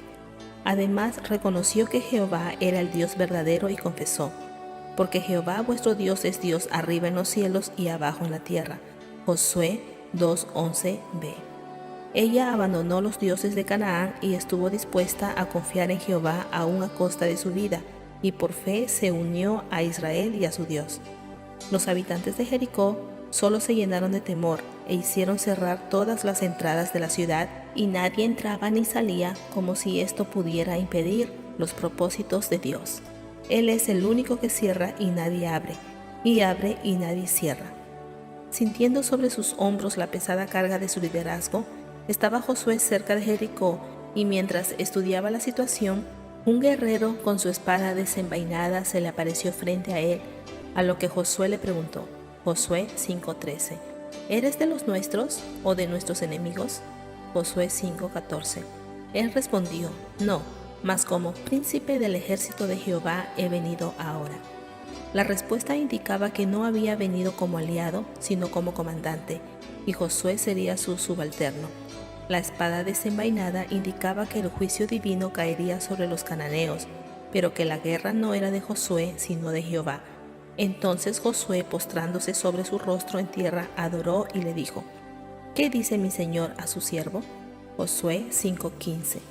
Y el príncipe del ejército de Jehová respondió a Josué: quítate el calzado de tus pies, porque el lugar donde estás es santo. Y Josué así lo hizo. Indudablemente que este guerrero divino reveló los planes a Josué para tomar a Jericó. Ahora el éxito de la campaña dependería de la obediencia de Josué. La conquista de Jericó sería una guerra santa decretada por Dios mismo y dirigida por él. Josué 6:1. Ahora Jericó estaba cerrada, bien cerrada, a causa de los hijos de Israel. Nadie entraba ni salía. Recuerde, los habitantes de Jericó sabían que los israelitas tenían planes con la ciudad y que ya los habían ido a espiar. Por tanto, cerraron todas las entradas de Jericó y nadie podía entrar y nadie podía salir. Josué 6:2. Mas Jehová dijo a Josué: mira, yo he entregado en tu mano a Jericó y a su rey, con sus varones de guerra. Dios le dijo a Josué que ya le había entregado la ciudad, a su rey y a su ejército. Ahora Josué tenía que confiar en esa palabra que Dios le había dado y obedecer a esa fe. Tener fe es más que creer intelectualmente. Fe es también obedecer el mandato de Dios aunque no lo entendamos. Los israelitas no podían tirar abajo los muros con martillos, ni con hierro, ni ninguna máquina existente como una catapulta que se usaba para lanzar piedras. Las armas de nuestra milicia no son carnales, sino poderosas en Dios. Los hombres de guerra irían acompañados por 7 sacerdotes vestidos de blanco, con bocina de cuerno de carnero, instrumentos religiosos, y caminarían delante del arca. El arca simbolizaba que Dios mismo rodeaba la ciudad. Debían rodear la ciudad yendo alrededor una vez por 6 días, y el 7º día debían dar 7 vueltas. Entonces los sacerdotes tocarían las bocinas y en la 7ª vuelta la tocarían prolongadamente. Y al oír la bocina, Josué dijo al pueblo: gritad, porque Jehová os ha entregado la ciudad. Y todo el pueblo gritó a gran voz, y los muros cayeron y la ciudad fue tomada. ¿Sería que los muros cayeron por el tanto vocerío del pueblo? No, el poder para derrumbar los muros estuvo en su obediencia, en la fe a la palabra dicha por Dios. Ellos tuvieron que hacer caso omiso a las evidencias de sus sentidos y a sus razones. La voluntad de Dios debe cumplirse a la manera de Dios y en el tiempo de Dios. La toma de Jericó fue la clave de toda la estrategia de guerra de Josué, porque demostraría que el Dios de Israel era superior a los dioses cananeos. El Dios de Josué era mucho más que simplemente el Dios de Israel. Él es el Dios viviente y el Señor de toda la tierra. Y porque Él es el Dios viviente, Él puede derrotar a todos los ídolos muertos de las naciones paganas. Y porque Él es el Señor de toda la tierra, Él puede ir donde le plazca y hacer lo que desee con cualquier tierra o nación. Capítulo 9. Todo es por fe, porque sin fe es imposible agradar a Dios. Porque sin fe es imposible agradar a Dios, porque es necesario que el que se acerca a Dios crea que le hay y que es galardonador de los que le buscan. Hebreos 11:6. Daniel profetizó diciendo que la ciencia aumentaría. Daniel 12:4. Y el apóstol Pablo advierte a Timoteo: cuídate de la falsamente llamada ciencia que a muchos apartaron de la fe. Primera de Timoteo 6:20-21. Ciertamente somos testigos de estas dos realidades, los tiempos en que estamos viviendo, y con los adelantos de la ciencia, el hombre se ha dedicado al conocimiento humano más que al de Dios. Vemos a la humanidad despreciando la sabiduría que proviene del cielo y prefiriendo la sabiduría humana, animal, terrenal y diabólica, mintiendo contra la verdad, queriendo asumir la posición de Dios o atreviéndose a negar al verdadero. Cuando la razón, el conocimiento de los sentidos, contradice la palabra de Dios, es mentira. Hoy se hacen experimentos con cuerpos muertos, operándolos hábilmente, quitan el cerebro del cadáver y le conectan impulsos eléctricos de tal manera que pueden enviar señales a los nervios del cuerpo que controlan los músculos, haciendo de esta manera que el cuerpo se siente o mueva los brazos, piernas, dedos, les hacen abrir y cerrar los ojos y hasta inhalar y exhalar, hasta pueden forzar el corazón a trabajar. Pero el cuerpo sigue estando muerto. Entonces algunos deciden congelar el cuerpo para evitar que se corrompa, esperar que la ciencia aumente más para lograr su objetivo y ser como Dios, darle vida al cuerpo.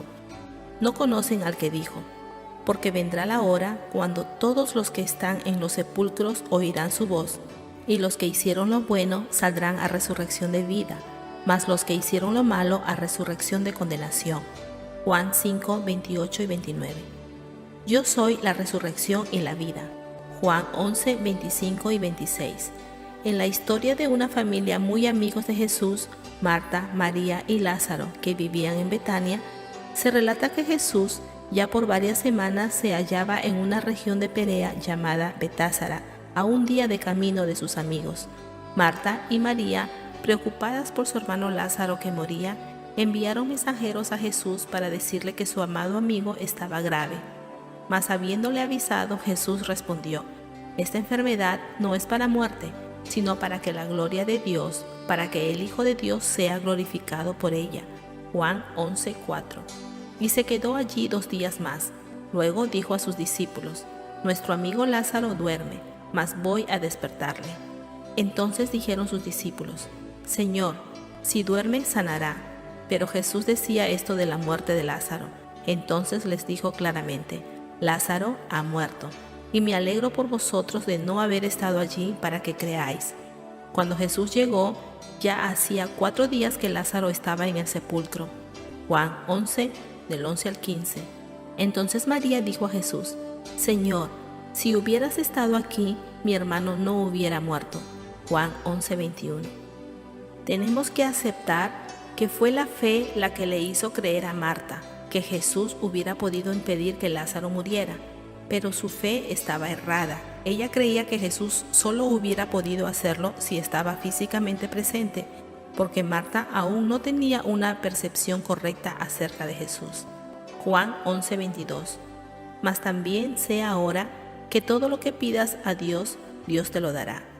Marta también tuvo fe de que Dios escucharía y le concedería lo que pidiere, aunque no sabía cómo Jesús podría ya ayudar, porque lo que debía haber dicho era: sé que puedes hacer todo cuanto quieres.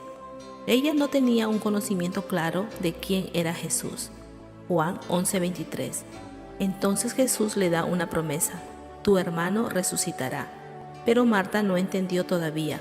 Le dice, Juan 11:24, yo sé que resucitará en la resurrección en el día postrero.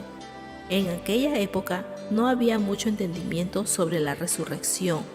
Los dos partidos religiosos más prominentes eran los saduceos, que negaban la resurrección, y los fariseos, que tenían un concepto muy bajo de la resurrección. En fin, no sabían cómo sucedía. Marta ni se imaginaba que su hermano resucitaría aquel mismo día, pero Jesús tenía un propósito especial. Todos ellos habían visto y sabían los milagros de sanidad que Jesús había hecho.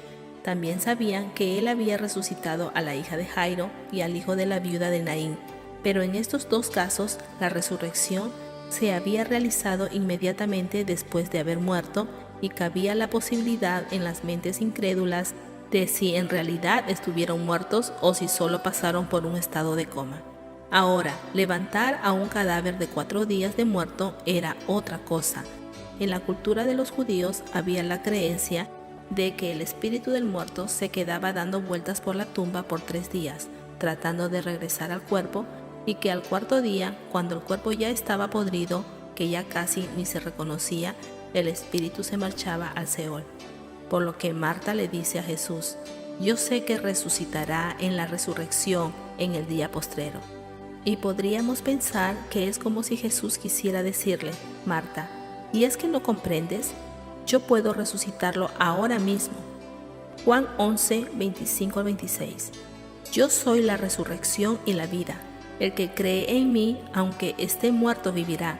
Y todo aquel que vive y cree en mí no morirá eternamente. ¿Crees esto? En ese momento Marta creyó aquellas palabras, porque creía en el que las decía, y recibió en su espíritu la misma revelación que recibiera el apóstol Pedro, y confesó. Juan 11:27. Sí, Señor, yo he creído que tú eres el Cristo, el Hijo de Dios que ha venido al mundo. Marta creyó que Jesús era el Cristo, que los profetas habían predicho, e hizo la confesión aún antes de que su hermano resucitara. Luego llega María y llorando se postra a los pies de Jesús, diciéndole lo mismo que Marta: Señor, si hubieras estado aquí, mi hermano no habría muerto. Ahora pregunta Jesús. Juan 11:34. ¿Dónde le pusiste? Entonces llevaron a Jesús al lugar donde le habían enterrado. Era una cueva con una piedra encima, y Jesús les dice: quitad la piedra. Y Marta le dijo: Señor, hiede ya, porque es de 4 días. Jesús le dijo: ¿no te he dicho que si crees verás la gloria de Dios? Juan 11, 39 al 40. ¿No te he dicho que si crees verás la gloria de Dios? Unos dicen: no lo creeré hasta que no lo vea, pero la verdad es que no lo verás hasta que no lo creas. Juan 11, 41 al 42. Entonces quitaron la piedra, y Jesús, alzando los ojos a lo alto, dijo: Padre, gracias te doy por haberme oído. Yo sabía que siempre me oyes, pero lo dije por causa de la multitud que está alrededor, para que crean que tú me has enviado. Y como aquel que tiene autoridad sobre la vida y la muerte, clamó a gran voz diciendo: Lázaro, sal fuera. Y el que había estado muerto salió atado las manos y los pies. Y entonces Jesús les dijo: desatadle y dejadle ir. Juan 11, 43, 44. Y todo el proceso de la muerte retrocedió, y la vida regresó al cuerpo. Padre, gracias te doy por haberme oído. Yo sabía que siempre me oyes. No es posible hacer una oración de fe mientras nos estamos preguntando: ¿me estará escuchando Dios? ¿O será que Dios quiere hacer lo que le estoy pidiendo que haga? La verdadera fe viene por el oír la palabra de Dios, o sea, por oír a Dios decir por su palabra lo que Él quiere hacer. Entonces, una oración de fe es pedir a Dios que haga aquella cosa que usted está convencido que Él quiere hacer porque está conforme a su voluntad. Nuestros sentidos nada tienen que ver con la fe. Esta es la verdad más difícil, pero la más importante para conseguir algo de Dios. A la fe no le importa lo que pueda ver el ojo físico, lo que pueda oír el oído físico, lo que pueda sentir el cuerpo físico. La fe solo ve la omnipotencia de Dios y su fidelidad. Los ojos del hombre natural solo ven los muros de Jericó. Los ojos del hombre espiritual, por medio de la fe, solo ven las ruinas de los muros derribados. Los oídos del hombre natural solo oyen las amenazas del enemigo. Los oídos del hombre espiritual solo oyen la voz de Jesús que dice: confiad, yo he vencido al mundo. La fe se levanta aún contra la razón. La razón se enoja, se excita, se pone nerviosa. La fe permanece quieta, inconmovible. Hay paz. La verdadera fe sabe que Dios no miente. Jesús había dicho: desatadlo y dejarle ir. Seamos libres de nuestros sentidos y aún de nuestra razón, y caminemos por fe en Dios y en su palabra, creyendo que todas sus promesas son nuestras. Capítulo 10. La fe de Dios trae convicción. El justo por la fe vivirá. Habacuc 2:4, Romanos 1:17, Gálatas 3:11, Hebreos 10:38. Estamos viviendo en la época más peligrosa de la era cristiana, porque es la época donde las presiones del mundo, presiones espirituales, morales y sociales, están avanzando en contra de la iglesia. Tratan de arrinconarnos, tratan de hacernos rendir para que apostatemos, que abandonemos y cedamos nuestras convicciones en el Señor Jesucristo y a su palabra. Ante todas estas presiones, nuestra fe siempre es puesta a prueba. De hecho, hoy han logrado que miles de cristianos tengan convicciones débiles, superficiales y sucumban ante su fe y ante sus principios morales y espirituales. Solo hay que observar el drástico cambio entre los programas de televisión de 15 a 20 años atrás a los de hoy. Y casi sin darnos cuenta nos hemos ido adaptando a la nueva moralidad, hasta el punto que escenas que degradan al ser humano ya no las vemos como pecado, ya no las vemos como algo que ofende a Dios, sino que nos hemos insensibilizado de tal manera que nos hemos acostumbrado y lo vemos como algo normal. Y lo que hace que estos tiempos sean peligrosos para nuestra fe es que estamos viviendo un cristianismo sin convicción.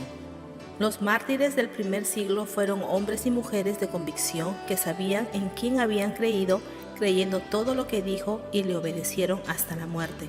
Fueron perseguidos por judíos y romanos y muertos a causa del nombre y del testimonio de Jesucristo.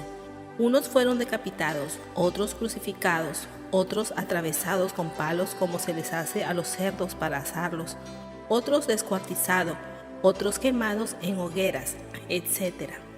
Y es verdad que Dios nunca se quedó sin testimonio aquí en la tierra, porque ahora mismo en estos tiempos, sobre todo en los países asiáticos y musulmanes, también hay muchos hermanos siendo perseguidos y muertos a causa del Evangelio de Jesucristo, a quienes el Espíritu Santo les está dando convicción y están siendo sensibles a la dirección del Espíritu Santo.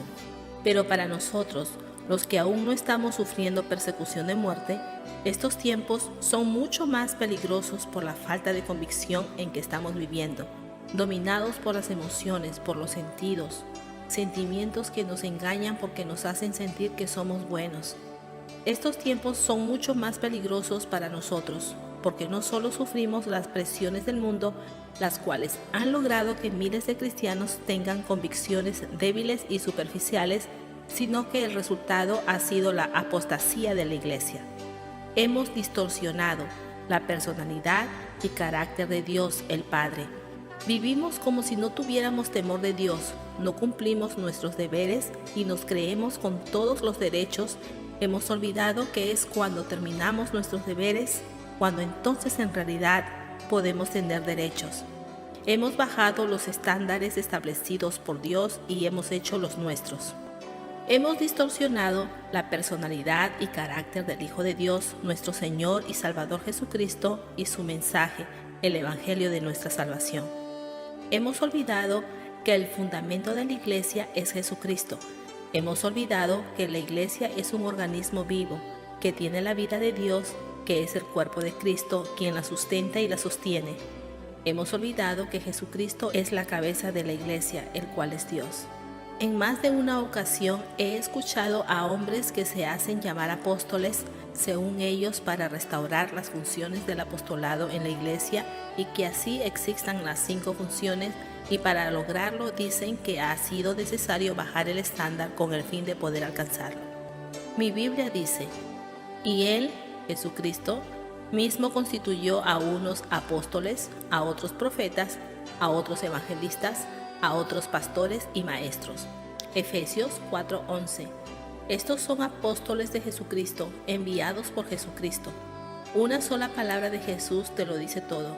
¿Por qué me llamáis Señor, Señor, y no hacéis lo que yo os digo?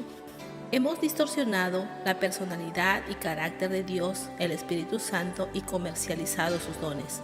En vez de dejarnos enseñar por Él, nos hemos ensordecido y confiado más en nuestro intelecto. Nos hemos independizado de Él. Hemos confiado más en los hombres que en el Espíritu Santo, a quien hemos contristado con nuestra carnalidad. Jesús dijo: mas el Consolador, el Espíritu Santo, a quien el Padre enviará en mi nombre, Él os enseñará todas las cosas y os recordará todo lo que yo os he dicho. Juan 14:26. Pero cuando venga el Espíritu de verdad, Él os guiará a toda la verdad, porque no hablará por su propia cuenta, sino que hablará todo lo que oyere, y os hará saber las cosas que habrán de venir. Juan 16:13. Hemos perdido el interés por la verdad, y hasta hemos llegado a pensar que la verdad es lo que cada uno quiera creer y que nunca debemos considerar erróneas las opiniones de otras personas, sino respetarlas. Esto abrió las puertas a toda clase de tolerancia, menos al cristianismo bíblico. En esta era de tolerancia, cada uno obedece solo aquello que quiere, le conviene o decide obedecer. Y no solo hemos distorsionado la personalidad y carácter de la Santísima Trinidad, sino que una de las doctrinas más pervertidas y distorsionadas actualmente del cristianismo es la doctrina relacionada con la fe. Y la fe, que es según Dios, trae consigo convicción, porque el justo por la fe vivirá. Hebreos 11:1.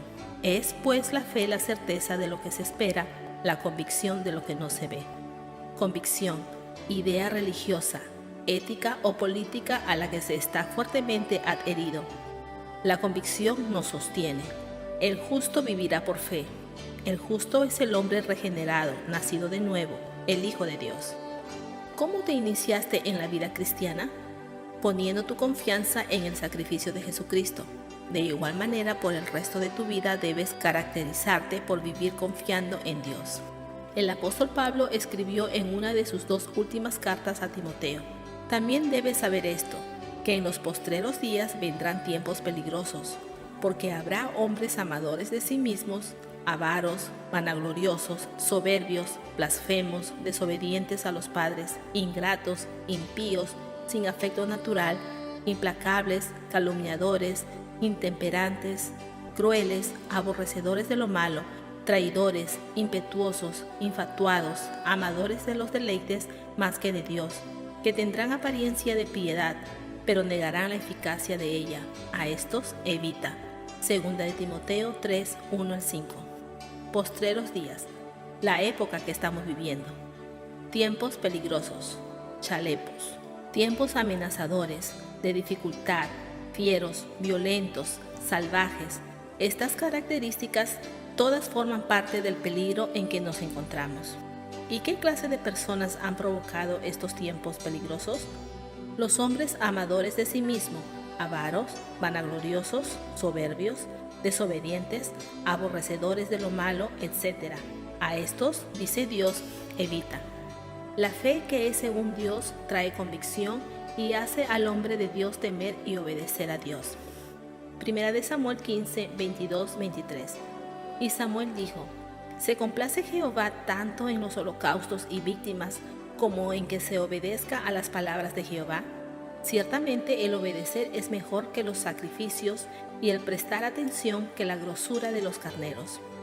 Porque como pecado de adivinación es la rebelión, y como ídolos e idolatría la obstinación. Por cuanto tú desechaste la palabra de Jehová, Él también te ha desechado para que no seas rey. Obstinación, terquedad, negarse a las persuasiones del Espíritu Santo. Primera de Samuel 15:22a. Se complace Jehová tanto en los holocaustos y víctimas como en que se obedezca a las palabras de Jehová. ¿Por qué se complace Dios más en obediencia que en que se le rinda culto? Veamos el contexto dentro del cual se hace esta pregunta. Cuando Israel salió de Egipto y pasó a través del desierto, fueron atacados por Amalek y su pueblo. Éxodo 17, 8 al 16. Dios dio la victoria a los israelitas, pero nunca olvidó la maldad de los amalecitas. Y Jehová dijo a Moisés: escribe esto para memoria en un libro, y di a Josué que raeré del todo la memoria de Amalek de debajo del cielo. Y Moisés edificó un altar y llamó su nombre Jehová Nisi, y dijo: por cuanto la mano de Amalek se levantó contra el trono de Jehová, Jehová tendrá guerra con Amalek de generación en generación. Éxodo 17, 14 al 16. En Deuteronomio 25, 17 al 19, Dios dijo: acuérdate de lo que hizo Amalek contigo en el camino, cuando salías de Egipto, de cómo te salió al encuentro en el camino y te desbarató la retaguardia de todos los débiles que iban detrás de ti cuando tú estabas cansado y trabajado, y no tuvo ningún temor de Dios. Por tanto, cuando Jehová tu Dios te dé descanso de todos tus enemigos alrededor, en la tierra que Jehová tu Dios te da por heredad para que la poseas, borrarás la memoria de Amalek de debajo del cielo, no lo olvides. Dios da una sentencia: exterminar a Amalek. Llegó el cumplimiento del tiempo y Dios ordena a Saúl, el primer rey de Israel, que ejecute la sentencia contra Amalek y su pueblo. Primera de Samuel 15, 1 al 3. Después Samuel dijo a Saúl: Jehová me envió a que te ungiese por rey sobre su pueblo Israel. Ahora pues, está atento a las palabras de Jehová. Así ha dicho Jehová de los ejércitos: yo castigaré lo que hizo Amalek a Israel al oponérsele en el camino cuando subía de Egipto. Ve pues y hiere a Amalek y destruye todo lo que tiene, y no te apiades de él. Mata a hombres, mujeres, niños y aún los de pecho, vacas, ovejas, camellos y asnos. Saúl reúne a su ejército y ataca la ciudad de Amalek.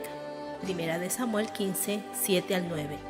Y Saúl derrotó a los amalecitas desde Javila hasta llegar a Shur, que está al oriente de Egipto, y tomó vivo a Agag, rey de Amalek, pero a todo el pueblo mató a filo de espada. Y Saúl y el pueblo perdonaron a Agag, y a lo mejor de las ovejas, y del ganado mayor, de los animales engordados, de los carneros, y de todo lo bueno, y no lo quisieron destruir, mas todo lo que era vil y despreciable destruyeron. Dios habla a Samuel. Primera de Samuel 15, 10 y 11. Y vino palabra de Jehová a Samuel, diciendo: me pesa haber puesto por rey a Saúl, porque se ha vuelto de en pos de mí, y no ha cumplido mis palabras. Y se apesadumbró Samuel, y clamó a Jehová toda aquella noche. El resultado de su noche de oración es una resolución firme de hacer lo que Dios le ordenó. Madrugó luego Samuel para ir a encontrar a Saúl por la mañana. Primera de Samuel 15, 12a. Saúl culpa al pueblo. Primera de Samuel 15, 12b al 15.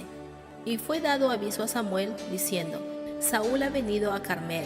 Y he aquí se levantó un monumento, y dio la vuelta y pasó adelante y descendió a Gilgal.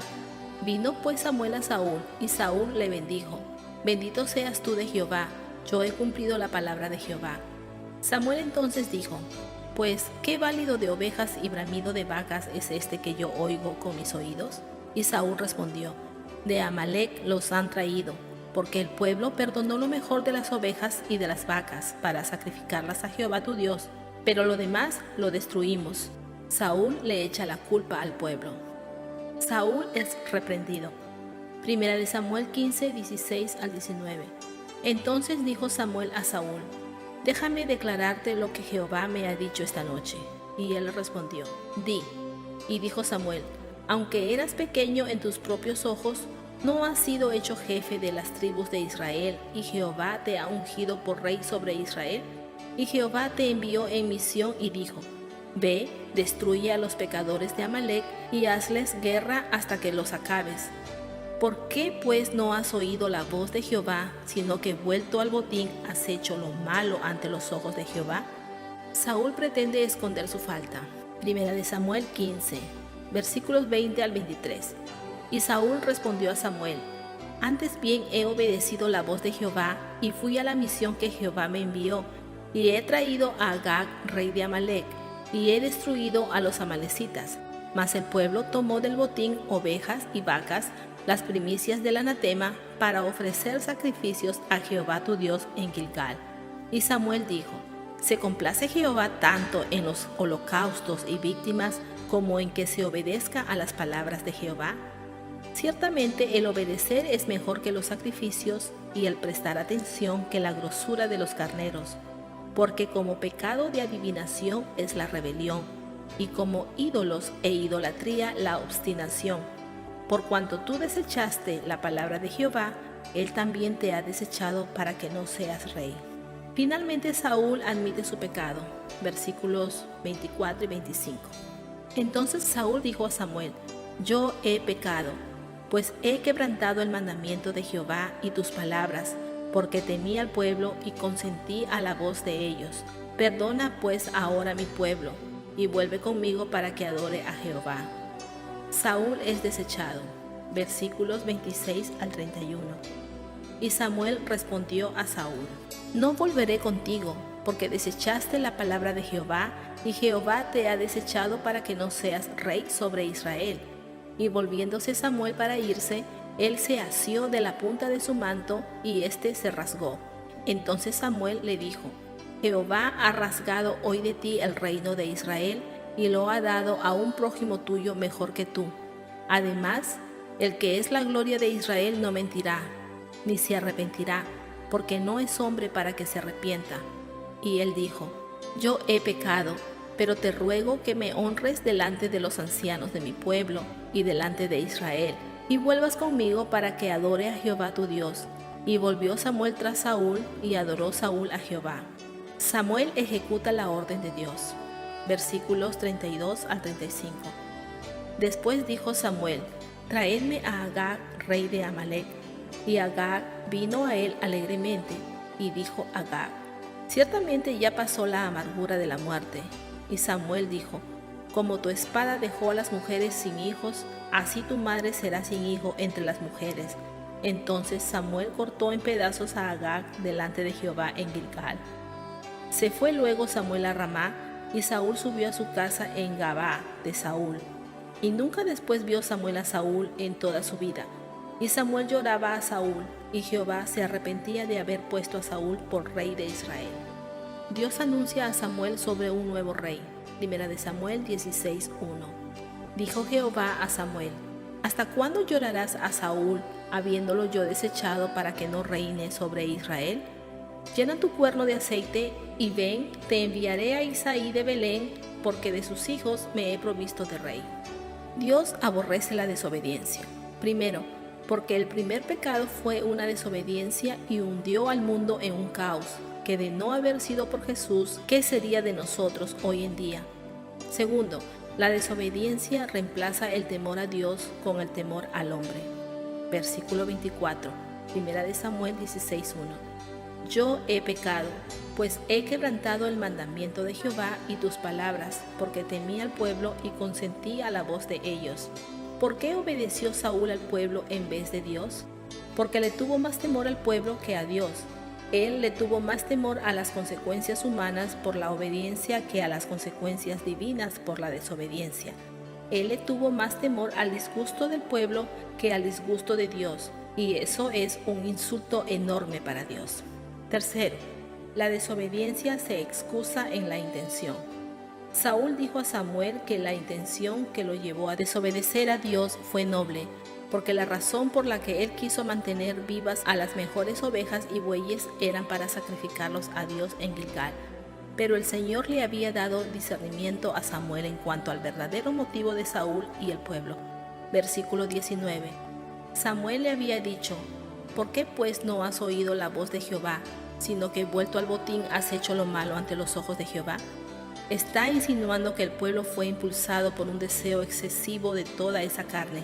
Su deleite debía haber sido en Dios, pero ellos se deleitaron más pensando en toda esa carne de las ovejas y los bueyes. Cuarto, la desobediencia busca su propia gloria en vez de la gloria de Dios. Cuando Saúl derrotó a los amalecitas, lo primero que hizo fue levantar un monumento para sí mismo. Versículo 12.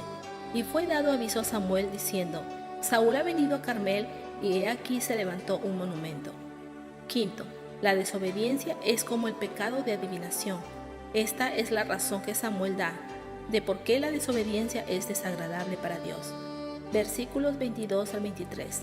Se complace Jehová tanto en los holocaustos y víctimas como en que se obedezca a las palabras de Jehová. Ciertamente el obedecer es mejor que los sacrificios, y el prestar atención que la grosura de los carneros, porque como pecado de adivinación es la rebelión.